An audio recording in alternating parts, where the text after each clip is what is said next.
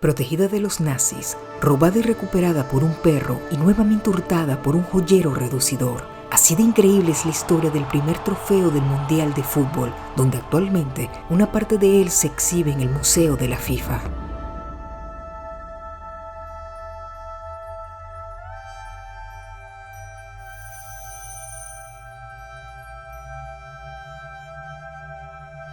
La Copa Jules Rimet.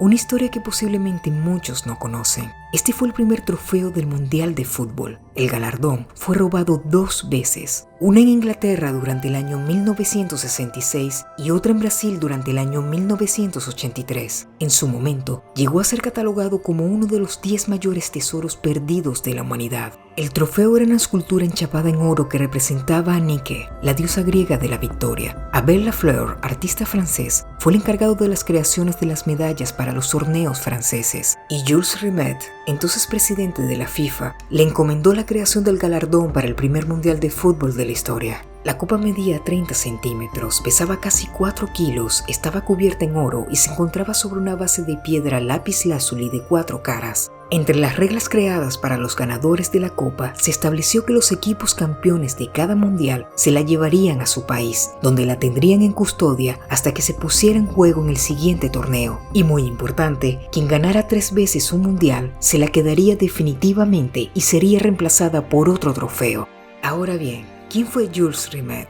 De origen francés, Jules fue el tercer presidente que tuvo la FIFA, fundada el 21 de mayo de 1904. Llegó al cargo como interino y asumió de manera definitiva el 1 de marzo de 1921. Allí permaneció durante 33 años, consiguiendo grandes logros para la historia del fútbol. Desde su arribo a la FIFA intentó impulsar la creación de una Copa del Mundo a disputarse cada 4 años. Jules consiguió su objetivo en 1928, cuando se estableció que la primera edición se llevaría a cabo 2 años más tarde en Uruguay.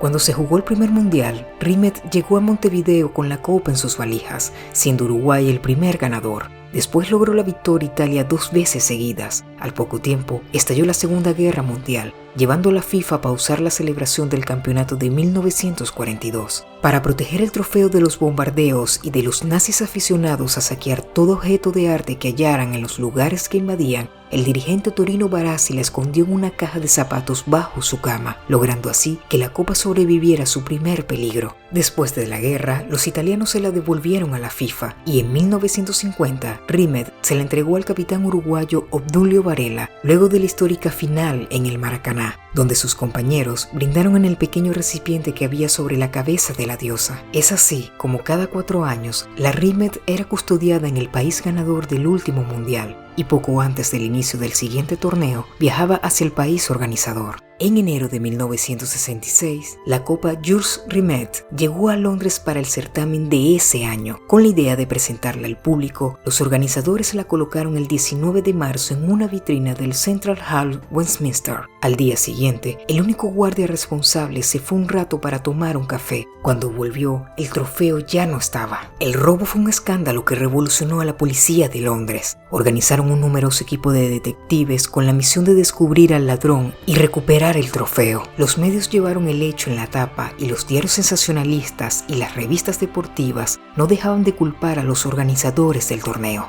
Así pasaron más de 2 meses con un centenar de policías e investigadores asignados al caso, donde los resultados fueron completamente nulos, siguiendo pistas falsas de oportunistas en busca de una recompensa. Faltaba poco para el inicio del torneo y la Jules Rimet seguía desaparecida sin rastro alguno. Por tanto, la Asociación Inglesa de Fútbol encargó en secreto a un orfebre una réplica por si el lamentable panorama seguía igual. Pero todo cambió el 27 de marzo de ese año, donde un señor de nombre David Corbett sacó a pasear a su perro como todas las mañanas, pero esta vez notó un comportamiento extraño en su mascota. Mi perro puso la atención en un paquete medio enterrado, cubierto de periódicos detrás de un árbol. Saqué los periódicos que lo envolvía y vi una mujer sujetando un plato sobre su cabeza y una placa con las palabras Alemania, Uruguay y Brasil, dijo David a la prensa.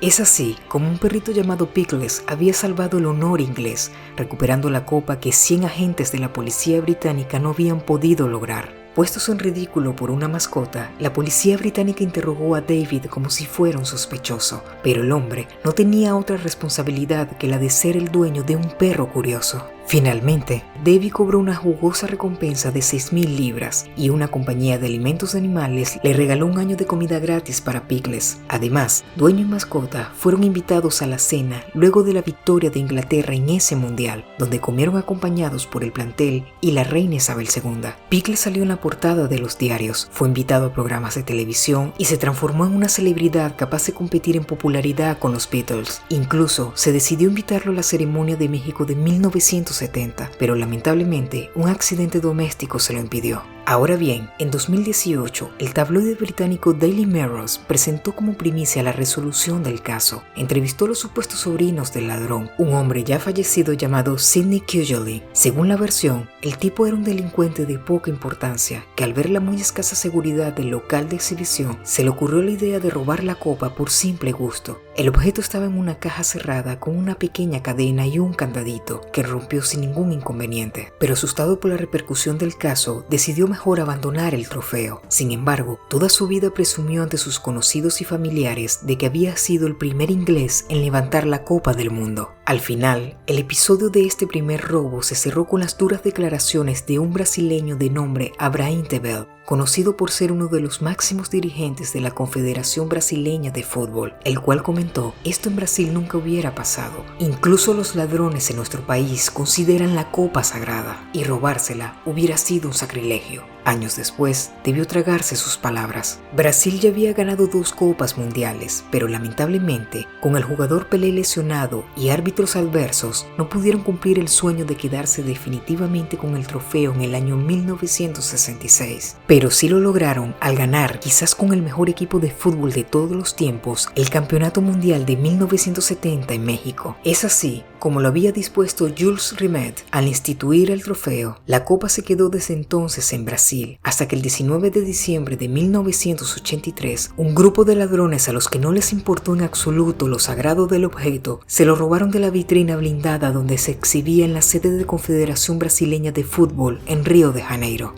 Ahora bien, todo esto inició por medio de un ambicioso empleado bancario llamado Sergio Pereira, el cual visitó el local una vez y descubrió que si bien el trofeo estaba protegido por cristales a prueba de balas, la vitrina se encontraba burdamente adherida a la pared con madera y cinta. Es ahí donde comenzó a trazar el plan del robo, reuniéndose con Juan Carlos Hernández, un joyero y reducidor argentino radicado en Río de Janeiro. Juntos planificaron el asalto, pero se dieron cuenta que les hacía falta la mano de obra para llevar a cabo el robo. Por tanto, no les costó convencer a 2 ladrones experimentados llamados José Luis Vieira da Silva, alias Bigote, y Francisco José Rocha, alias Barbudo. Ambos visitaron la sede de la Confederación Brasileña de Fútbol el 19 de diciembre de 1983. A los pocos minutos de ingresar, se metieron en el baño a la espera de que cerrara el local. Ya estaba entrada la noche cuando salieron de su escondite. Nadie había revisado el baño. Después, sujetaron y amordazaron al único guardia. Tardaron apenas 20 minutos en desarmar la vitrina por la parte de atrás, sacar el trofeo, meterlo en una bolsa y llevárselo. La versión oficial cuenta que esa misma noche transportaron el trofeo a la joyería de Hernández, donde el traficante lo cortó en pedazos con los instrumentos adecuados y después lo fundió para vender ese oro en lingotes, los cuales fueron comprados por un total de $15,500. Al final, los 3 integrantes brasileños de la banda fueron capturados rápidamente por una acusación, pero Hernández logró escapar. Demoraron más de un año en encontrarlo y detenerlo. En una entrevista que concedió a la BBC muchos años después, Murillo Miguel, el investigador encargado de interrogar a Hernández, relataría lo siguiente: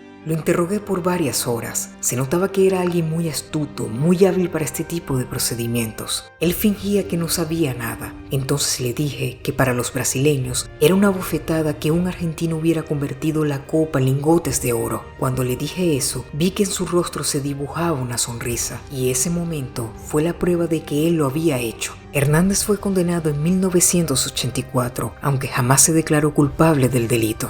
Murillo Miguel nunca creyó que un reducidor tan hábil como Hernández hubiera fundido y vendido por poco más de $15,000 un objeto que por su historia valía mucho más. 2 años más tarde, la revista italiana Guerin Sportivo pareció darle la razón. ya que publicó un artículo en el que se sostenía que en realidad el robo había sido encargado por un coleccionista de arte italiano y que la copa no había sido destruida, sino que estaba en oferta en el submundo del tráfico ilegal de obras de arte. Es así como la copa Jules Rimet desapareció sin dejar rastros, haciendo que esta amarga experiencia de lo ocurrido en Brasil le dejara una gran lección a la FIFA, la cual llevó a extremar los cuidados con su nuevo trofeo.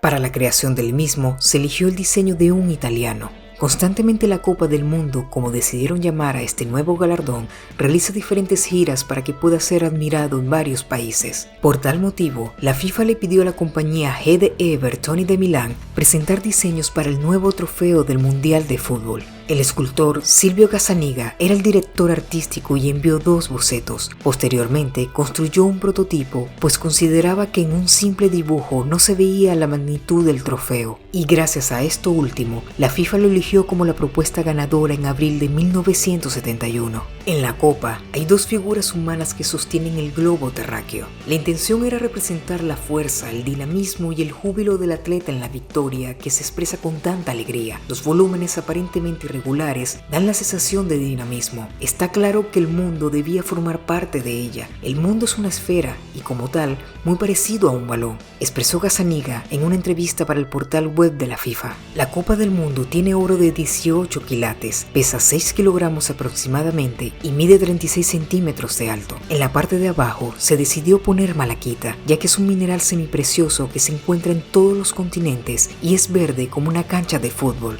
Pocos saben que en la parte de abajo de la base, es decir, donde queda apoyada, están escritos los nombres de los países que la han ganado. Y algo importante para recordar es que debido al robo del primer trofeo, la FIFA creó nuevas reglas y entre ellas está que ninguna selección pueda ganar el trofeo ya de manera definitiva. También, cuando una selección gana el torneo, los futbolistas levantan la auténtica Copa Mundial de la FIFA durante la celebración, pero luego se les entrega una réplica y la original permanece en el Museo de la FIFA en Zúrich. Igualmente cabe resaltar que no cualquiera puede tocar el trofeo, solo los campeones del mundo y jefes de estados lo pueden hacer sin guantes, mientras que ciertos delegados de la FIFA que la transportan lo hacen con guantes. Y constantemente, la FIFA y sus diferentes patrocinadores realizan giras para que el trofeo pueda ser visto en varias partes del mundo. Ahora bien, ¿cuánto durará esta segunda copa? Ya que un dato curioso de este trofeo comentado por la FIFA es que solo le queda espacio para inscribir 2 nuevos campeones en su base. Por tanto, para el aniversario 100 de la Copa del Mundo en el 2030 se necesitaría de un nuevo trofeo o ampliar la base del actual. ¿Y tú? ¿Conocías de esta interesante historia del robo al trofeo más importante del mundo del deporte? ¿Quién crees que será el ganador de Qatar 2022? Te leo en los comentarios. Si te gustó el video, anímate a compartirlo y no olvides dejar tu like, suscribirte y activar el tilín para que te avise de mi próximo relato. Gracias por escuchar. Soy Nika Visual.